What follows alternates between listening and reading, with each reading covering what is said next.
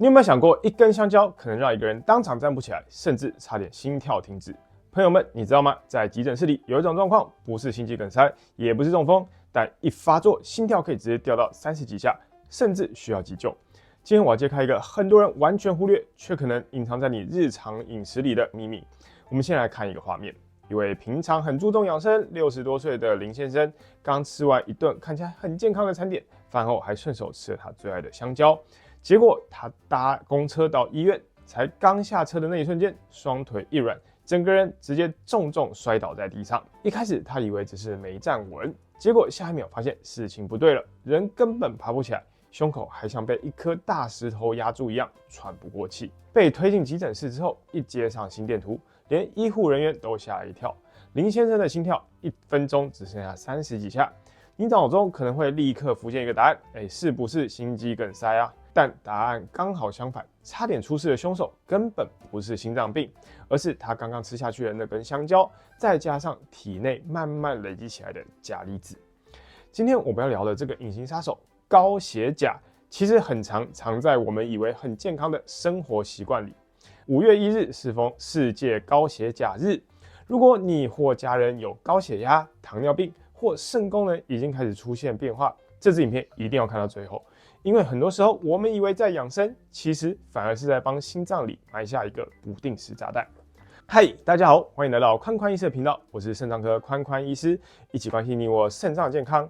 我一直强调极简护肾，护肾并不复杂，我们不需要依赖神奇的产品或繁琐的疗法，只要简单的改变一些生活习惯，就能守护肾脏健康。点击说明栏下载护肾手册，用最简单的方法让肾脏更健康。我们现在聊一个关键问题。为什么吃一根香蕉听起来好像没什么，却可能变得这么严重呢？其实人体就像一台自带发电系统的机器，钾离子就是里面很重要的一个电解质，它负责神经传导，也负责维持心脏规律跳动。在正常情况下，我们身体里大约98%的钾离子都乖乖待在细胞内。你可以把它想象成大部分的人都待在房间里，而血液这个走廊其实只允许很少的人存在。也因为这样，血液里的钾浓度被控制得非常严格，在大多数医院的报告里，大约维持在3.5到5.0毫摩每公升。只要血液里的钾离子超过5.0，在医学上我们就会定义为高血钾。问题来了，为什么原本应该待在房间里的人会突然全部挤到走廊上？其实大致有2个重要原因。第一是你吃进去的钾离子真的太多了，第二是排不出去。我们身体里大约7到8成的钾离子是靠肾脏过滤成尿液后排掉的。当肾脏功能下降到第4期、第5期，甚至已经在洗肾的病人，等于这台负责清运的垃圾车开始罢工，钾离子自然就会在血液里越堆越多。这个时候会发生什么事呢？我讲一个真实案例，有一位80多岁，同时有多重慢性疾病的先生，被送到急诊时，已经有点意识不清。家属说他最近一直觉得全身无力，还莫名心烦。结果一量心跳，1分钟只剩下40下，已经是随时可能心跳停止的状态。抽血报告一出来，血钾离子高达7.4。高血钾最危险的地方在于，它会直接干扰心脏的电气系统。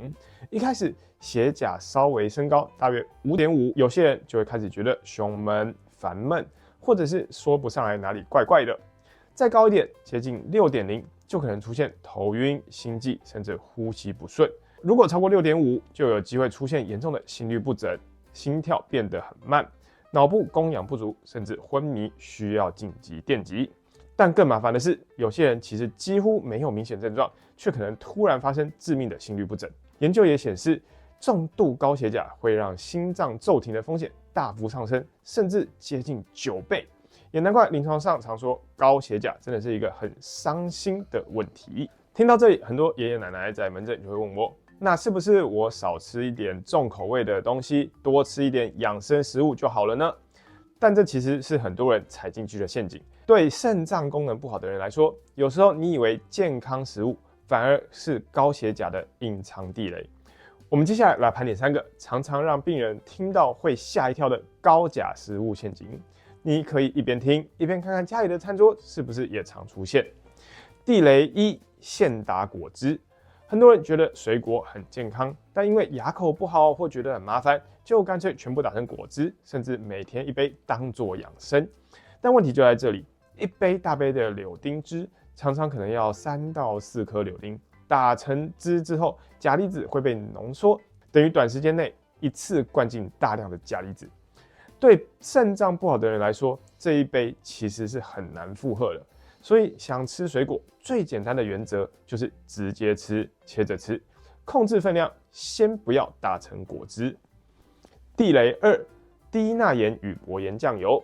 第二个地雷，很多人完全没想到，而且还是为了健康去买的，像是低钠盐、薄盐酱油。很多长辈知道要控制血压，就特别去买这些产品，觉得比较安全。但问题是，这些产品为了维持咸味，其实是用钾去取代钠。结果就是你以为在顾血压，但血钾可能默默在上升，对肾功能不好的人来说，反而会变成更危险的组合。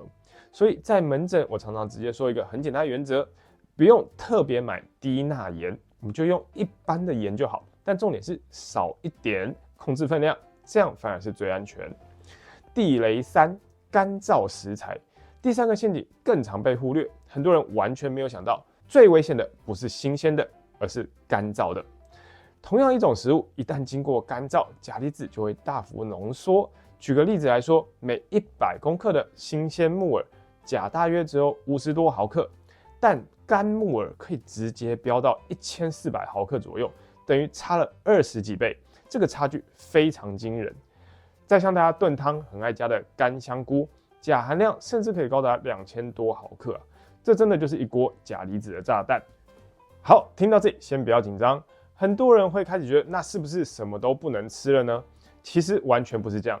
极简护肾的精神不是叫你什么都不吃，而是要学会聪明吃。接下来给你3个很实用的做法，让你在饮食跟健康之间找到平衡。第一招，汆烫去钾。如果你还是想吃蔬菜怎么办呢？记住一个很简单的口诀：汆烫2分钟。因为蔬菜里的钾离子其实是很容易溶在水里的，只要把青菜放进滚水中汆烫大约2分钟，细胞壁被破坏之后，大约有30%到50%的钾离子就会跑到水里去。但重点一定要记住，烫完青菜的那一锅水千万不要喝，直接倒掉。你只吃菜不喝汤，就可以在保留膳食纤维的同时，把钾的负担降下来。第二招，肠道排钾。前面我们提过，大部分钾是靠肾脏排掉的，但当肾功能变差时，身体其实还有一条备用路线，就是肠道。剩下排不掉的钾会透过粪便排出，但问题来了，如果你长期便秘，这些该排掉的东西排不掉，反而就会被身体再吸收回去，血钾就会越来越高。所以有时候我们会在门诊开软便剂给患者，不是随便开，而是帮你把肠道这条排钾出口打通。平常多喝水、多运动，让肠道保持顺畅，其实非常重要。第3招，医疗上的神队友。最后一点是，除了饮食之外，有些药物也会影响钾离子，像是治疗心脏或高血压的 ACEI 抑制剂，或者是一些消炎止痛药，都可能让血钾上升。如果饮食已经控制了，但血钾还是压不下来，那该怎么办呢？传统的排钾药，有些人吃了会肠胃不舒服，甚至干脆不吃。但现在医学已经进步了，有新型的钾离子结合剂，可以在肠道把多余的钾抓住排掉。你可以把它想象成肠胃道里的专门吸钾工具，帮你把多余的钾离子带走。研究也显示，有些人在服用2到3个小时之后，血钾就能回到比较安全的范围，也大幅降低需要紧急洗肾的机会。像我前面提到那位心跳只剩下40多的爷爷，后来就是靠这样的治疗，把血钾稳定下来，避免了更严重的情况。所以我们不需要过度害怕，当真的需要帮忙时，现在是有工具可以使用的。总结来说，高血钾就像一个隐形杀手，平常几乎没有任何感觉，也不会痛，但一旦真的发作，往往是直接影响到生命的安全。今天这支影片，我希望大家记住台湾肾脏医学会常提醒的一句保命口诀：血钾定期验，过午治疗不拖延。把高血钾当成一个需要长期管理的慢性问题来看待，其实不难。重点是日常注意几个细节，像是餐桌上的果干、坚果，还有生菜汤这些食物，要特别留意。烹调的时候可以多用汆烫2分钟这个简单的技巧，帮助降低钾含量。肠道一定要保持顺畅，不要让便秘变成隐形的风险。如果身体出现不对劲的状况，第一时间回门诊。我们现在其实有很多很好的药物可以协助控制钾离子。今天晚上回家也可以顺手看看家里长辈的零食或厨房有没有我刚刚提到的那些高钾地雷食物。如果你觉得这支影片对你有帮助，欢迎按赞、订阅并分享给身边有高血压、糖尿病或肾脏问题的家人朋友。很多时候，一个提醒真的有可能救一条命。我是肾脏科宽宽医师，一起关心你我肾脏健康。我们下次见，拜拜。